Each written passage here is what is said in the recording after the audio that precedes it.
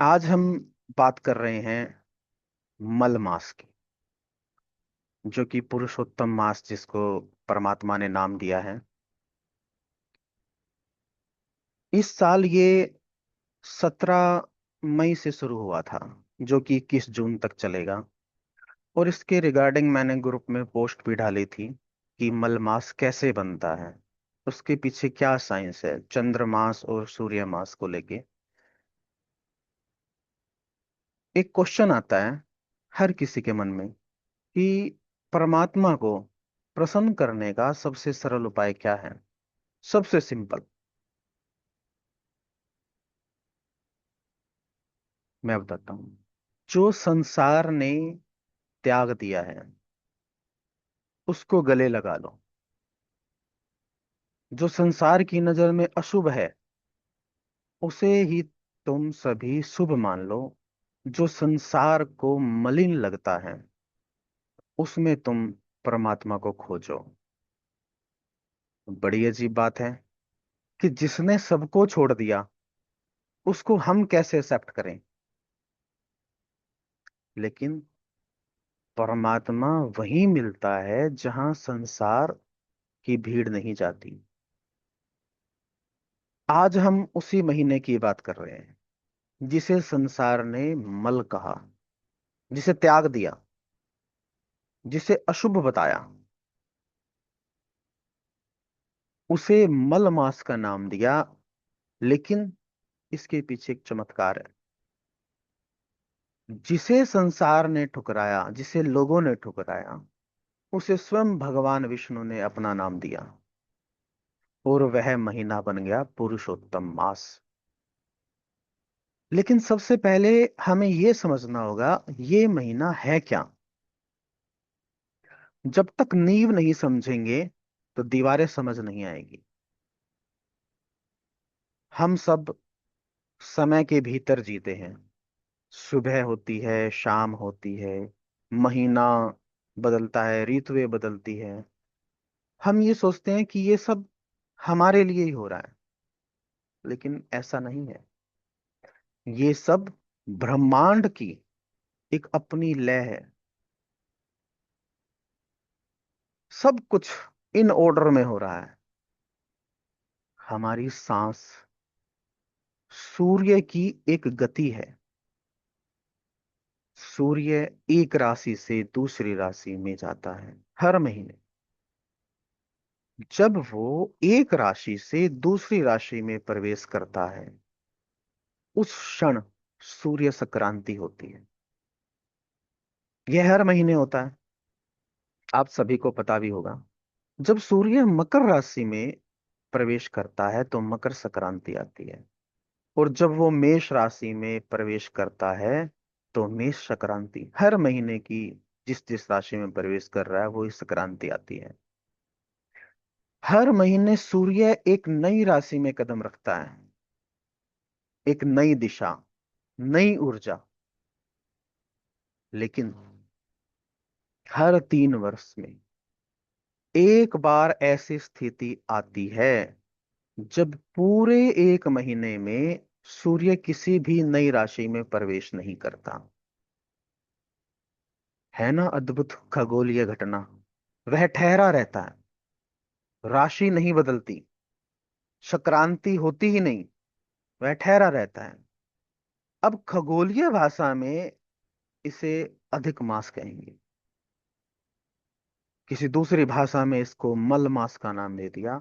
लेकिन आध्यात्मिक भाषा में ये पुरुषोत्तम मास है। यहां सूर्य का ना चलना, आप इसे क्या समझेंगे? क्या ये शक्तिहीनता है या कोई महाशक्ति? अगर बाहर से देखेंगे तो लगेगा कि एक ठहराव हो गया, सूर्य चल ही नहीं रहा, रुकावट आ गई। लेकिन भीतर से देखेंगे तो कुछ और ही नजर आएगा। प्राणायाम कहता है कि श्वास लेना मतलब पूरक, श्वास छोड़ना रेचक। तो श्वास को रोकना इसे कुंभक कहते हैं। अब एक बात आती है यहां पर कि इन तीनों में से सबसे शक्तिशाली कौन सा है? पूरक, रेचक या कुंभक?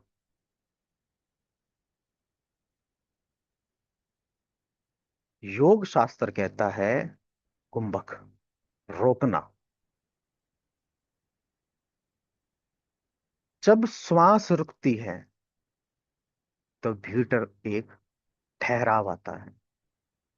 उस ठहराव के क्षण में ही कुंडलिनी ऊर्जा सबसे तेजी से जागती है।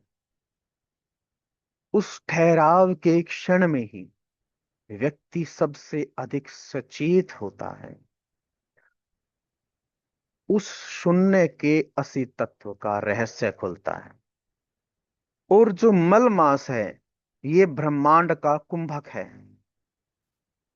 यह वह क्षण है जब समय की सांस रुक जाती है। समय की, सूर्य का गोचर थम जाता है। बाहरी गति रुक जाती है।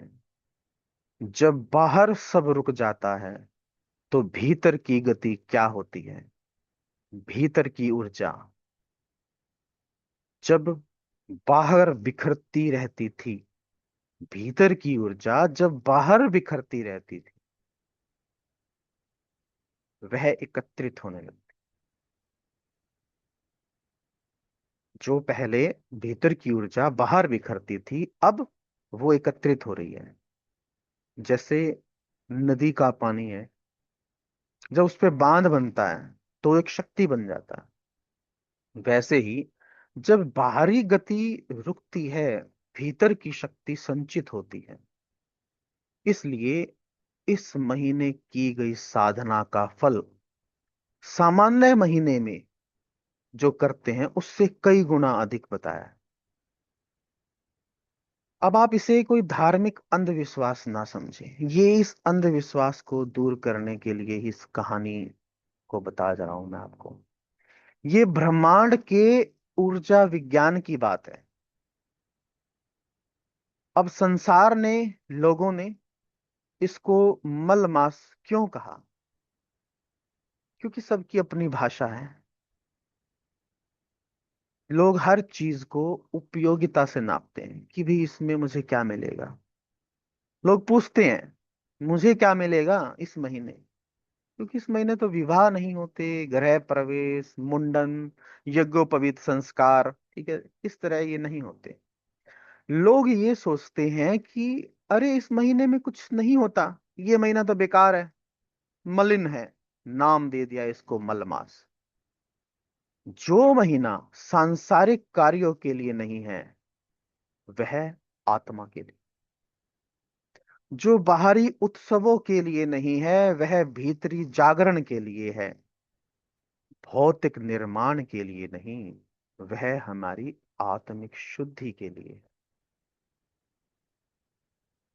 लोगों ने खाली जगह को शून्य समझा, लेकिन परमात्मा ने उस खाली जगह को ही पूर्ण बताया। बहुत गहरा है, इसे ध्यान से समझे। विचार को ना चलने दे, सिर्फ श्रोणोयामी, सुनो। प्रत्येक महीने का एक देवता होता है, जैसे मैंने पिछली वीडियो में बताया था। अंशुमान, अर्यमान आदि। जैसे हर घर का एक मुखिया होता है, वैसे ही हर महीने का स्वामी होता है। लेकिन ये जो 13वां महीना, इसका कोई स्वामी नहीं था, वो अनाथ था। यह महीना सभी देवताओं के पास गया कि भाई मुझे अपना लो, विनती की मुझे स्वीकार कर लो। मैं भी सृष्टि का ही हिस्सा हूं, लेकिन सभी ने उसे अस्वीकार कर दिया। कोई सूर्य क्रांति नहीं है, तो अधूरा है, ये बात कहकर किसी ने उसको नाम नहीं दिया। वो टूट गया, निराश हो गया। उसने सोचा इस सृष्टि में कोई स्थान नहीं है। रोते रोते वो भगवान विष्णु के पास गया। अब यहां ध्यान देने वाली बात है। भगवान विष्णु को जब सारी बातें पता चली, तो उन्होंने उस महीने को अपनाया, ठुकराया नहीं। भगवान मुस्कुराए। उन्होंने कहा, जिसे संसार ने त्यागा उसे मैं अपनाता हूं। आज से तू मेरा अपना महीना, तो पुरुषोत्तम मास है, जो पुरुषों में उत्तम। मेरे रोंगटे खड़े हो रहे हैं। मतलब देवताओं में श्रेष्ठ। फिर विष्णु ने वरदान दिया कि जो इस, मतलब इसका जो मूल है, ठीक है ना, उन्होंने कहा कि जो भी मनुष्य इस महीने में, इस इस स्टोरी का मूल बता रहा हूं मैं आपको, ठीक है ना, उन्होंने कहा कि जो भी मनुष्य इस महीने में निष्काम भाव से, बिना किसी लोभ के, बिना स्वार्थ के, दान, स्नान, जप, ध्यान करेगा, उसके कर्मों का फल अन्य महीनों की तुलना में अनंत गुना हो जाएगा। और ये कोई अतिशयोक्ति नहीं है, ये ब्रह्मांड की उस शक्ति का वर्णन है जो इस महीने में इकट्ठी होती है। अब आप इसको सिर्फ एक कहानी ना समझे, ये ब्रह्मांड के जो नियम है उसको एक मानवीय भाषा में कहने का एक तरीका है। जितने भी ब्रह्मांड के नियम है ना, सभी हमारे पुराणों में मानवीय भाषाओं के में कहानी के तौर पे बताए गए हैं। अब सोचो, इस कहानी में वो महीना कौन सा है जिसे स्वीकार नहीं किया गया? वो महीना तुम हो, हम सब हैं। तुम भी तो कभी, कभी ना कभी स्वीकार नहीं किए गए। जब लोगों ने, रिश्तेदारों ने कहा कि तुम अधूरे हो, तुम अयोग्य हो, तुम में कोई विशेष बात नहीं है। मायके में थे तब भी, ससुराल में आ गए तब भी, कि तुम पोछा ढंग से नहीं लगाते, तुम बर्तन ढंग से नहीं साफ करते, तुम्हारे में ये कमियां हैं, वो कमियां हैं। परिवार ने, समाज ने, और कभी कभी तुमने खुद को भी ये कहा कि मैं किसी लायक नहीं हूं, मैं निकम्मी हूं, निकम्मा हूं। और उस पल तुम भी उस अनाथ महीने की तरह भटकते रहे। लेकिन ये कथा कहती है कि जब संसार अस्वीकार करे, तब परमात्मा के पास जाओ, उसकी शरण में जाओ। और जो परमात्मा के पास जाता है वह मलिन नहीं रहता, वह पुरुषोत्तम बन जाता है। ये वरदान उस महीने को नहीं मिला, ये वरदान हर उस आत्मा को मिला है जो संसार की अस्वीकृति के बाद परमात्मा की शरण में जाता है। अब थोड़ा और डीप चलते हैं। सपोज घर में कोई उत्सव चल रहा है, शोर है, शादी ब्याह है, मेहमान आए हैं। क्या तुम ध्यान कर सकते हो? नहीं कर सकते ना, डिस्टरबेंस होगी। लेकिन जब सब खाली हो जाए, शांत हो, रात के 2 बज रहे हो, सब सो गए हो, पूरी तरह शांति, तब एक छोटा सा मंत्र भी, छोटा सा ही मंत्र भीतर गहरा उतरता है। यही मूल मास का मनोवैज्ञानिक रहस्य है। इस महीने में सांसारिक उत्सव बंद, विवाह बंद, सब कुछ बंद हो जाता है। शुभ कार्य, धूमधाम, सब क्लोज।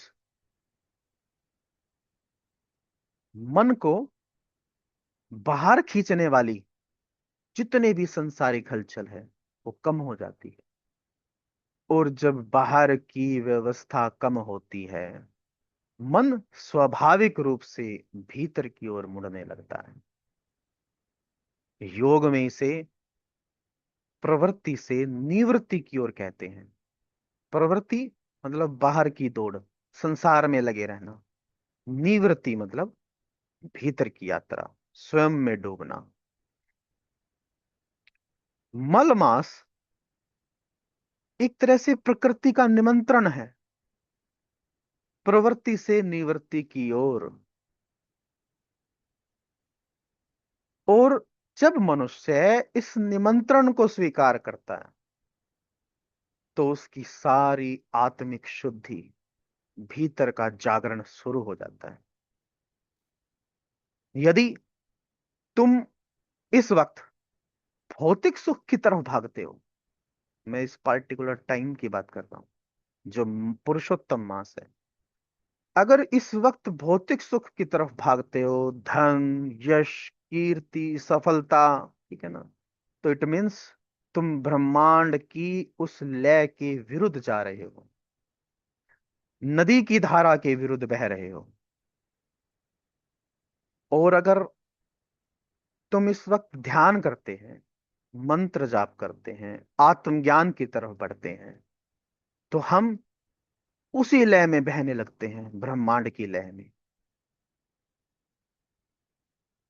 एक छोटा सा प्रयास और विशाल परिणाम, सिर्फ 1 महीने का प्रयास।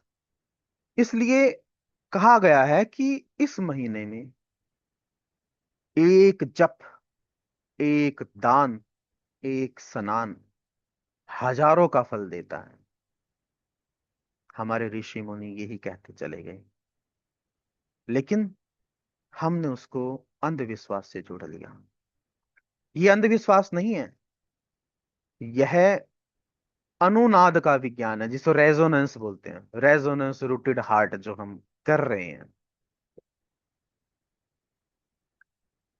सबसे इंपॉर्टेंट बात ध्यान देना, जब विष्णु ने वरदान दिया तब उन्होंने एक विशेष शब्द बोला था।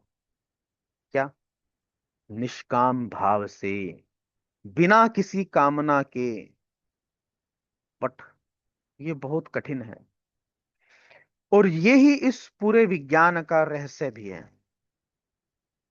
देखो, इस बात को ऐसे समझो, सामान्य महीने में जो लोग पूजा करते हैं, क्या करते हैं?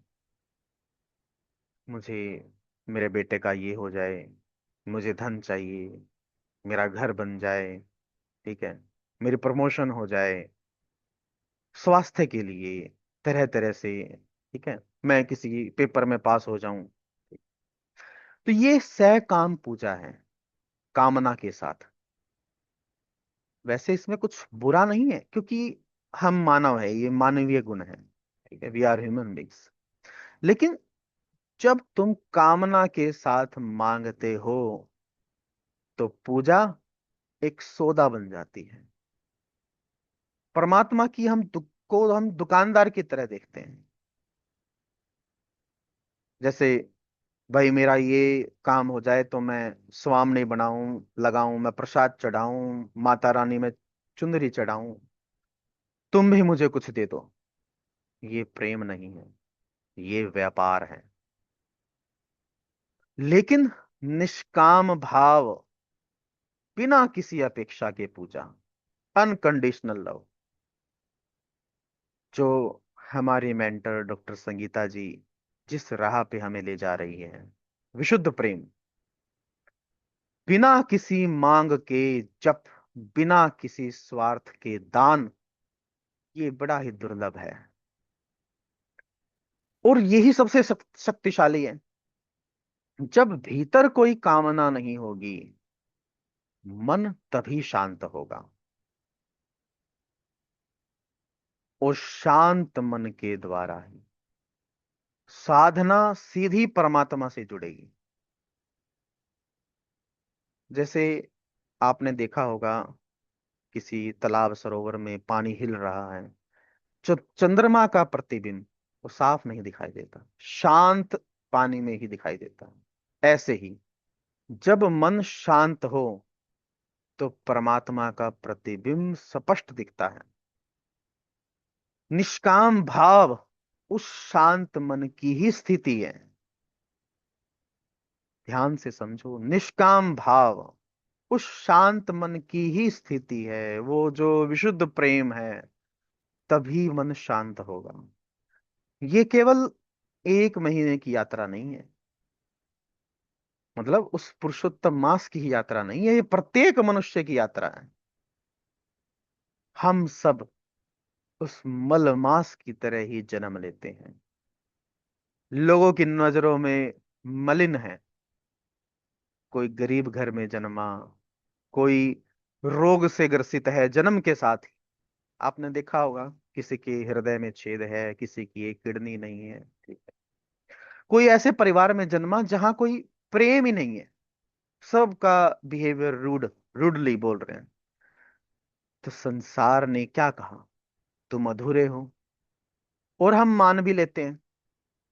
लेकिन ये स्टोरी कह रही है कि जब संसार ने ठुकराया, तब विष्णु ने अपनाया। जो संसार की नजर में मल था, वो परमात्मा की नजर में पुरुषोत्तम था, श्रेष्ठों में श्रेष्ठ। अब ये परिवर्तन कैसे हुआ?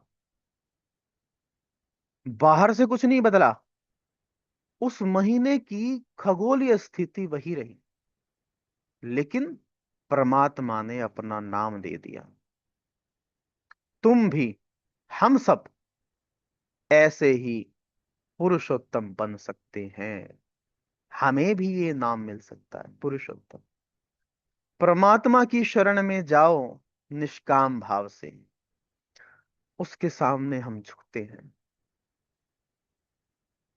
तब तुम्हारी, हम सब की जो अधूरी, संसार की दृष्टि में जो मलिन आत्मा, वो भी पुरुषोत्तम हो जाती है। यही इस कहानी का असली रहस्य है। अब यहां मैंने बताया स्नान, दान और जप।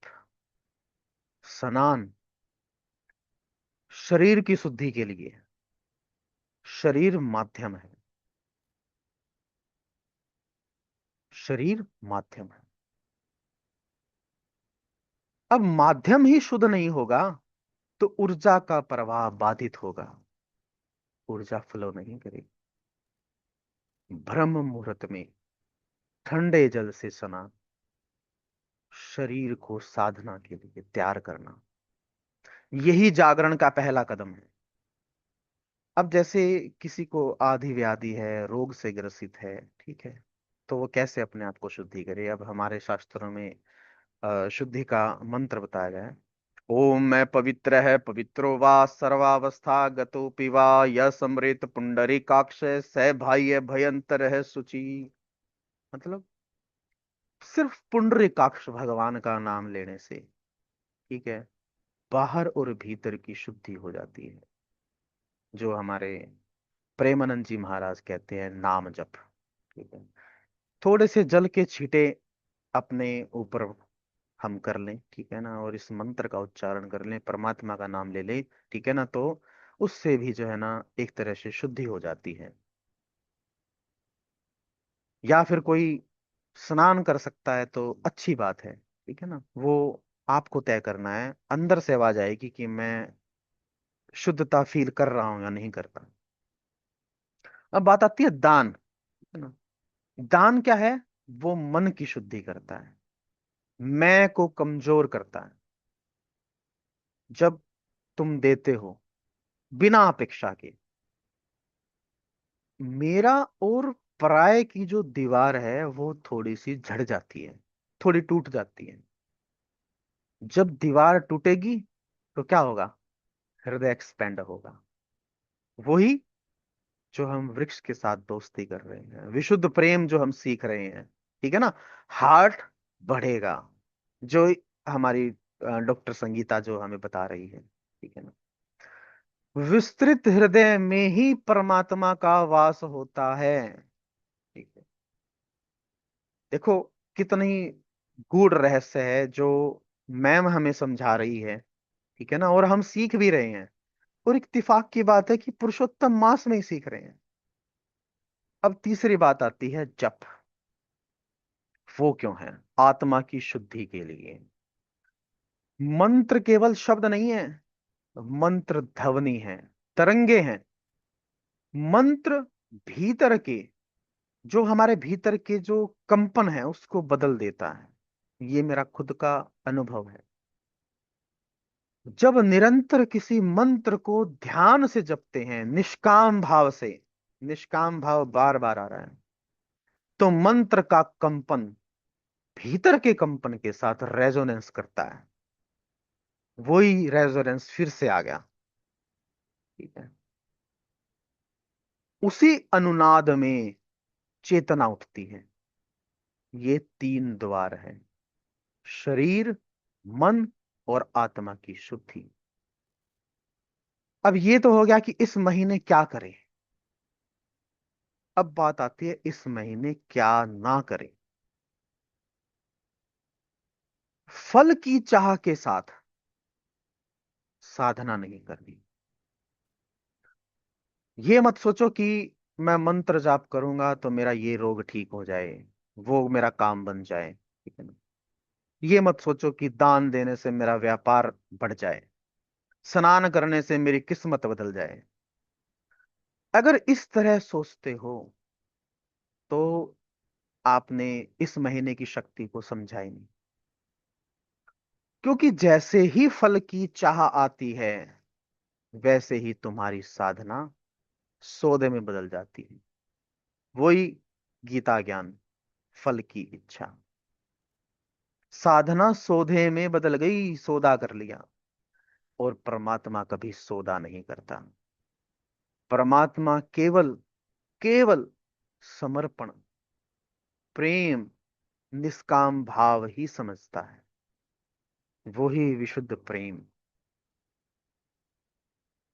जिसका बीज संगीता जी के माध्यम से स्वतः ही उपज रहा। आप सभी बड़े भाग्यशाली हैं। जब बिना मांगे परमात्मा के पास हम जाते हैं, वह सब दे देता है जो तुम्हें चाहिए, जो तुमने मांगा भी नहीं था। लेकिन जब तुम मांगने जाते हो तो वो हमारे हाथों की तरफ देखता है। मंत्र जाप करना आधा काम है, और उसे सुनना पूरा काम है। सुनना मतलब खुद के जाप को ही सुनना। जब आपको श्रवण इंद्रियों से रस आने लगे, अपने खुद को, ये नहीं कि मैं यूट्यूब पे सुन रहा हूं, कोई गाना सुन रहा हूं, कोई भक्ति संगीत सुन रहा हूं, नहीं। रेजोनेंस कब होगा? जब अंदर का कंपन और मंत्र का कंपन एक होगा। इसलिए मैम कहती है कि भी खुद बोलो, खुद जप करो। अपने आप को कभी मलिन मत समझो कि मेरी आवाज अच्छी नहीं है या दूसरे को कैसी लगेगी, इस तरह का भाव मत लेकर आओ। खुद को ही सुनना है। बाहर की आवाज जब भीतर जाएगी, तो भीतर की आवाज के साथ उसका रेजोनेंस होगा। मंत्र जपना आधा काम है और खुद को ही सुनना पूरा काम है। तब मंत्र एक, मन एक अनोखी अवस्था में चला जाता है।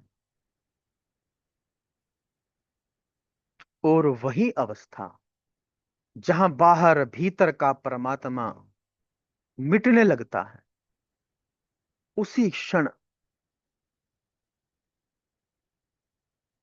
कुंभक ब्रह्मांड से जुड़ा हो जाता है।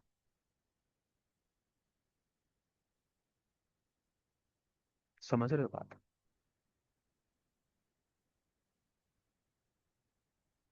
अब अशुभ क्या है? अशुभ वह है जो आत्मा से दूर ले जाए, जो, जब हम मंत्र जप करेंगे, ठीक है, तो मन उस अनोखी अवस्था में आ जाएगा। तब जो बाहर और भीतर का जो फासला है, ठीक है, वो खत्म हो जाएगा। जब वो गैप खत्म हो जाएगा तो हम कुंभक के स्थिति में आ जाएंगे, ब्रह्मांड से जुड़ा हो जाएगा। जब हम आत्मा से दूर जाते हैं, ठीक है, तो उसे ही हम अशुभ कहते हैं। शुभ तो वो है जो आत्मा के पास ले जाए। तो इस दृष्टि से यह महीना सबसे अधिक शुभ है। इसलिए ही इसको पुरुषोत्तम मास कहा है, क्योंकि ये महीना हम तब साधना करेंगे, जप करेंगे, तब हम ब्रह्मांड की फ्लो के साथ जाएंगे। लेकिन विवाह आदि जो भौतिक कार्य हैं, उसके लिए यह महीना उपयुक्त नहीं माना गया है। हमारे ऋषि मुनियों ने इसका कोई ना कोई तो रहस्य था ही, ठीक है, क्योंकि इस महीने की जो ऊर्जा है उस दिशा में नहीं है, ठीक है, जिस दिशा में शादी ब्याह उत्सव वगैरह होते हैं। ये दिशा जप साधना की है। जैसे हर एक ऋतु का समय है, उस ऋतु में हमें ये फसल लगानी है, ये इस ऋतु में कटाई करनी है, इस तरह से। तो मल मास का काम भौतिक विस्तार नहीं है, ये एक आत्मिक गहराई है। जो इसे समझता है वह इस महीने को वरदान की तरह लेता है, और जो नहीं समझता वह इसे अभिशाप की तरह भोगता है। बदलाव को अनुभव करना है। मल मास की असली देन क्या है? वो है बदलाव, चेंज। लास्ट में मैं एक बात कहना चाहता हूं कि ब्रह्मांड अत्यंत व्यवस्थित है। थोड़ा थोड़ा समझ आ रहा है, डॉक्टर संगीता जी जैसे समझा रही है। वहां कुछ भी व्यर्थ नहीं है। जब सौर मास और चंद्रमास का अंतर पड़ता है तो ब्रह्मांड स्वयं इस अधिक मास को जोड़ता है। ये ब्रह्मांड का संतुलन है। लेकिन इससे भी गहरी बात यह है कि ये अधिक मास केवल कैलेंडर का संतुलन नहीं है। कभी सोचो कि कैलेंडर के अंदर ऐसा कुछ दे दिया, एक ज्येष्ठ मास और ऐड कर दिया। ये आत्मा के लिए एक अतिरिक्त अवसर है, जो इस जीवन में इन 12 महीने में अपनी आत्मा की ओर मुड़ पाया। ठीक है, मतलब जो ये जो 12 महीने में अपनी आत्मा की तरफ जो अगर नहीं मुड़ सकता, ठीक है ना, जो संसार की भाग दौड़ के अंदर चल रहा है, उसके लिए ये 13वां महीना एक और मौका दे दिया। जैसे एकादशी का वर्णन आता है कि जो 12 महीने की नहीं कर सकता तो वो निर्जला एकादशी का उपवास कर ले। इसी तरह ही ये 13वां महीना दे दिया, एक मौका। परमात्मा बड़ा दयालु है, बड़ा कृपालु है।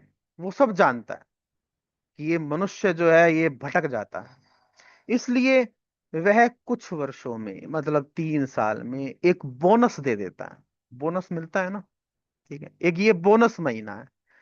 इस महीने को उस मल मास की तरह मत देखो जिसे संसार ने त्याग दिया।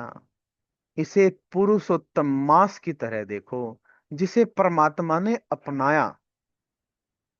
अब एक प्रश्न अपने आप से ही करना कि तुम अपने आप को संसार की आंखों से देखोगे या परमात्मा की आंखों से। तो आज का ये टॉपिक, पुरुषोत्तम मास जो चल रहा है, ये 21 जून तक चलेगा। ठीक है, और इसमें इस महीने में देखो ये आ, हमारे जो है यूनिवर्स ने ही डिसाइड कर रखा है सब कुछ, और उसी के अकॉर्डिंग जो है हमारा विशुद्ध प्रेम भी चल रहा है, हार्ट कोहेरेंस भी चल रहा है, और जप भी शुरू हो गया, चैंटिंग भी शुरू हो गई। ठीक है, तो आप सभी भाग्यशाली हैं जो इस अथाह सागर में, इस प्रेम सिंधु में डुबकी लगा रहे हैं। एक भी दिन मिस मत करना। जब मन बोले आलस से आए कि आज नहीं, यूट्यूब पे देख लेंगे। ठीक है, पता नहीं कब क्या आ जाए, मैडम संगीता जी के मन में क्या विचार आ जाए, आज मैं ये टॉपिक करा लूं, और उस दिन आप चूक जाओगे और किसी कारणवश आप यूट्यूब भी नहीं देख पाओगे। तो मैं अब अपने शब्दों को यहीं विराम देता हूँ। उम्मीद है आप सभी को बड़ा अच्छा लगा होगा। बहुत बहुत शुक्रिया सभी का, thank you, thank you. Thank you Rajesh ji, बहुत सुंदर, बहुत बढ़िया, बहुत thank you, thank you, thank you. Thank you Rajesh ji, बहुत सुंदर, बहुत सुंदर। आप भी मैम की तरफ बहुत ज्ञान बांट रहे हो, आप में भी भरा हुआ है ज्ञान। Thank you so much, thank you so much. Poonam तब जी, थैंक यू सो मच, बहुत सुंदर मेडिटेशन। थैंक यू दिल से। आप धन्यवाद आप शुक्रिया लोगों का। राजेश जी, थैंक यू जी, शुक्रिया थैंक यू, शुक्रिया थैंक शुक्रिया यू। राजेश शुक्रिया। सर, जो आज आपने बताया ना, वो मुझे बिल्कुल नॉलेज नहीं था, और मुझे बहुत अच्छी नॉलेज मिली है आज। मेरे को इस बस चीज का पता जरूर था कि पुरुषोत्तम मास होता है, पर ये नहीं पता था कि इसकी हिस्ट्री क्या है, मुझे पता ही नहीं था बिल्कुल भी। ठीक है, आप सभी से एक गुजारिश है कि जो ये ज्ञान मिल रहा है ना डॉक्टर संगीता जी के माध्यम से, ठीक है, अपने सभी रिश्ते नातेदारों को, फ्रेंड सर्कल को, हर जगह आप उन्हें बताइए। ये भी एक अपने आप में सेवा है। अब जैसे कि मैंने अपने 5-6 रिलेटिव्स को ऐड किया ग्रुप में, उनमें से एक जुड़ा, उसने भी छोड़ दिया।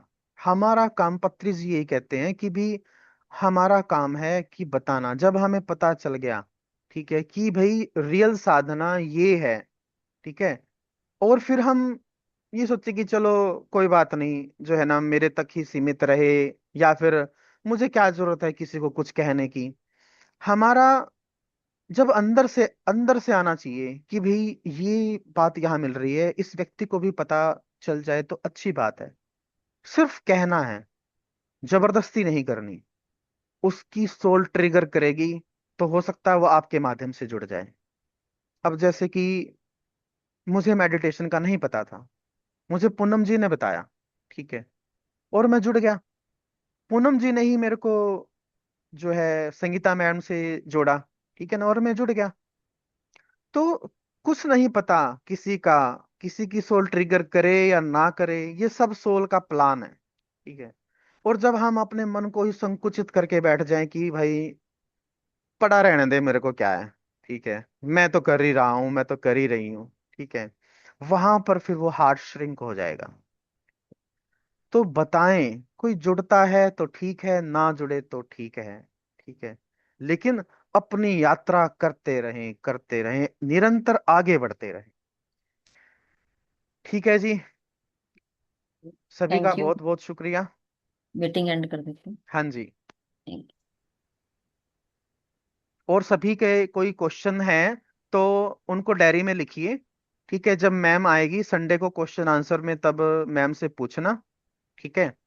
और अपने कुछ भी भाव है अपनी डायरी लिखते रहें, और 11 बजे तक, प्लीज प्लीज, 11 बजे तक अपना कोई भी कहना है तो ग्रुप में डालें, क्योंकि कुछ शरारती तत्व पता नहीं क्या क्या मैसेज डालते रहते हैं, फिर मैं उसको फिर लॉक कर दूंगा 11 बजे के बाद। ठीक है, थैंक यू जी। ठीक है, राजेश सर, जो मैंने आपको भेजा था वो ठीक है या मैंने पढ़ा नहीं करना जी, है? पढ़ा नहीं, आप लिखो, सब ठीक है। जो मन का भाव आ रहा है वो लिखो, बनावटी नहीं करना कुछ भी, ठीक है। बनावटी तो नहीं है, पर हाँ ये है तो कि फिर मैंने ये आपको पूछो शेयर मत, जरूर। नहीं नहीं, ये पूछो भी मत कि ठीक है या नहीं है। ठीक। सब ठीक है, ठीक है। जो आप कर रहे हो वो अच्छा है, आपको अच्छा लगना चाहिए। ठीक है जी। ठीक है सर। ओके, ठीक है थैंक सर, यू जी, thank you so thank much. You. सभी का थैंक बहुत यू बहुत राजेश जी, शुक्रिया। Thank you so much. आज तो आपने थैंक यू ज्ञान जी। के मोती, हीरे मोती के सुना था हमने, सिर्फ के ज्ञान के मोती सुबह में बटते हैं, पर अब तो सिद्धि हो गया। अब तो इतना मतलब ज्ञान वो हो रहा है, बस इस पे अमल करें। बिल्कुल। सिर्फ हम आप सुने ही ना, अमल करें इस पे। आप सभी एक ही आश्रम के ऋषि रहे हैं जो ब्रह्म मुहूर्त में उठ रहे हैं, ये अपने आप में ही जो है ना बहुत बड़ी बात है। कौन उठता है 4:30 बजे, ठीक है। तो आप बड़े भाग्यशाली हैं, आप सभी परमात्मा स्वरूप हैं। अपने आप को ऐसा समझिए, मलिन ना समझिए, यही आज का सार है। ठीक है जी। ओके, थैंक यू जी, थैंक यू सो शुक्रिया जी, मच। शुक्रिया। Thank you Rajesh ji. हाँ जी, थैंक थैंक यू यू जी, पूनम मैम। Thank you.